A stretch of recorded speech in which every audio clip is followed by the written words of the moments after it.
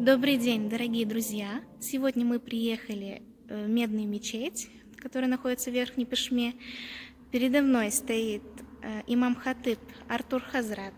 Артур Хазрат, расскажите, пожалуйста, когда впервые начали праздновать Курбан-байрам, как подготовиться правильно и какую еду приготовить?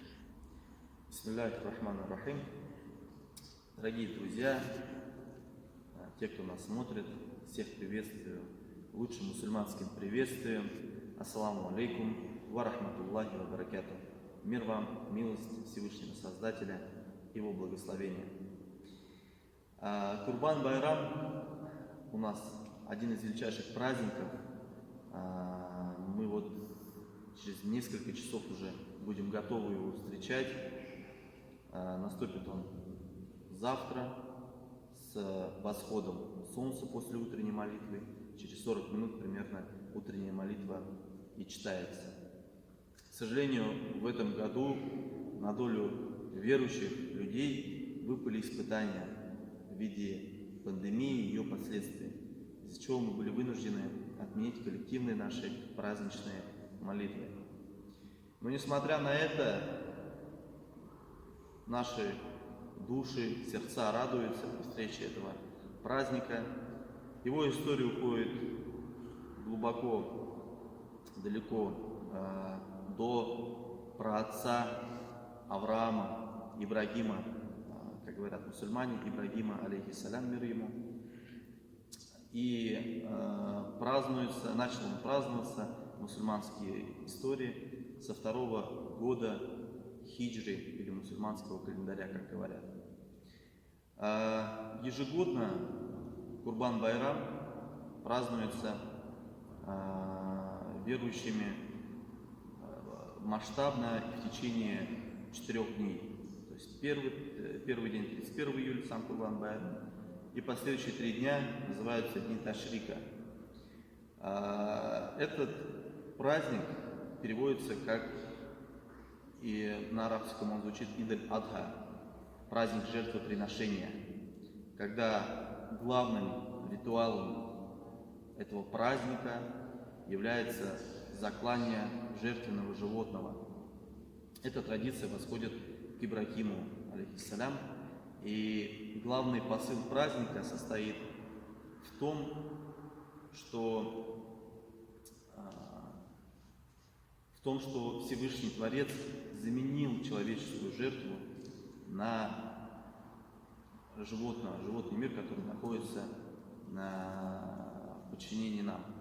И как бы говорит о том, что человеческая жертва не нужна, чтобы приближаться к Всевышнему Творцу.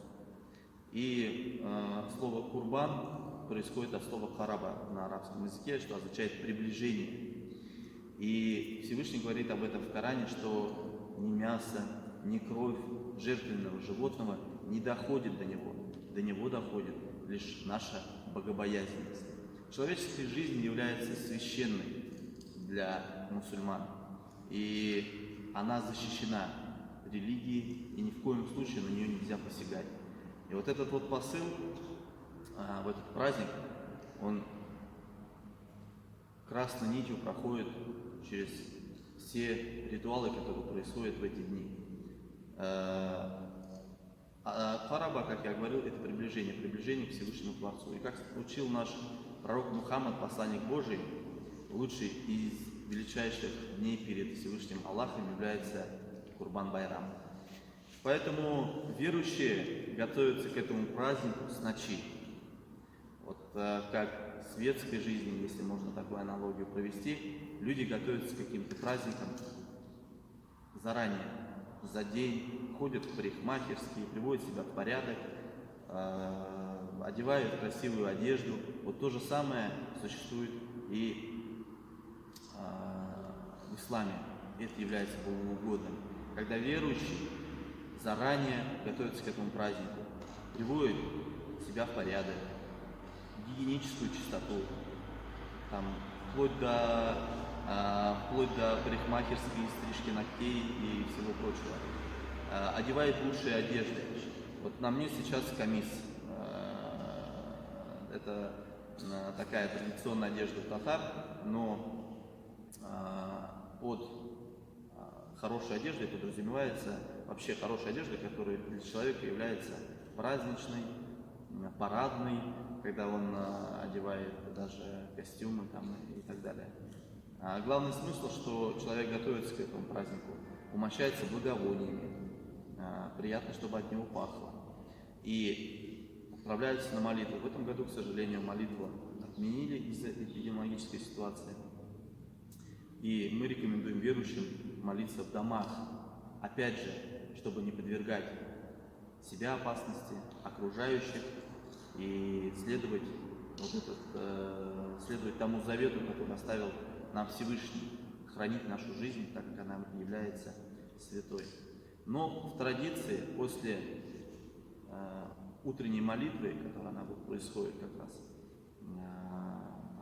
около 6 утра, в разное время, в разных мечетях, после утренней молитвы сразу следует обряд заклания жертвенного животного, где должен производиться, хочу подчеркнуть, в специально отведенных местах. Не как раньше, когда не существовало определенной этики, могли это делать возле мечети. Сейчас это все делается в специально отведенных местах. Но первое и самое богоугодное дело является после утренней молитвы – это принесение в жертву животного. И первое, что вот этот вот праздничный стол, который организует, первое, что человек по сунне пророка Мухаммада, мир ему, делает, это как раз пробует, вкушает пищу жертвенного животного. Жертвенное животное в течение 3-4 дней можно приносить жертву, но лучше всего это в первый день. Мусульмане в эти дни накрывают на стол, приглашают родных и близких. И одну часть жертвенного животного, его делить на 3 части, одну часть принято обязательно пожертвовать малоимущим соседям, друзьям, как об этом завещал тоже Всевышний в Коране, говоря: ешьте, вкушайте и делитесь с теми, кто довольствуется малым, и те, кто просит по нужде. Поэтому Курбан-Байрам, у него много смыслов и значений. И в том числе один из самых важных смыслов – это вот социальный посыл. Социальный посыл помогать ближнему, помогать соседу, помогать обездоленным. Поэтому верующие в эти дни стараются готовить традиционные блюда, разные традиционные блюда у всех народов, у татар, у башкир, у кавказцев, наших братьев из Кавказа, дагестанцев, чеченцев, у всех свои кухни. И одно из главных, наверное, таких вот действий, это когда собираются родные, близкие, друзья и знакомые и совершают такие праздничные угощения, застолья. И, конечно же, это благотворительность, которую люди стараются оказать в эти дни. Ну и, конечно, непосредственная часть молитвы, ритуалы, связанные именно с молитвой, когда люди во время молитв произносят дополнительные словословия, возносят хвалу Всевышнему Творцу, Создателю, благодарят Его за те блага, которые мы имеем, с учетом того, что пандемия у нас во всем мире происходит. Мы стали свидетелями того, что то, что мы имели в свободном доступе, в свободное общение, в том числе друг с другом, мы были в определенном смысле этого лишены. И верующий человек на это все должен смотреть, конечно же, через ислам, через религию, через веру, и благодарить Всевышнего Творца за то, что он имеет, за те огромные блага, которые Всевышний наделил верующих людей. Я от всего сердца всех мусульман Свердловской области, всех, кто нас слышит, поздравляю с этим огромным, важным праздником для мусульман. Идуль-Адха, Курбан-Байрам. Я желаю каждому здоровья, счастья, мира, благоденствия, чтобы эпидемия, которая сейчас нависла над человечеством, она прошла, чтобы те, кто болеет, они выздоровели, те, кто находится в трудном положении, чтобы Всевышний Творец, Создатель всего сущего, освободил от этих оков сложных, в которых люди пребывают. И все, кто перешел в мир иной, конечно же, чтобы Творец облагодетельствовал своей милостью. Мир вам и благословение Всевышнего Творца, дорогие друзья. Ассаламу алейкум. Муалейкум ассалям. Благодарю вас за Спасибо. поздравления. И я, естественно, тоже присоединяюсь и желаю всем всего самого наилучшего, всего самого-самого-самого, чтобы то, что вы задумали, Аминь. исполнилось. Аминь. Аминь. Добро пожаловать в нашу медную мечеть, красивейшую, уникальную, на всей территории центральной части России. Действительно уникальное строение, которое построили наши друзья из УГМК. Вот такая красивая мечеть, такую мечеть красивую подарили верующим. Добро пожаловать. До Спасибо. Спасибо. Спасибо, дорогие друзья, что вы посмотрели это видео, посмотрели эти поздравления. И всего самого наилучшего.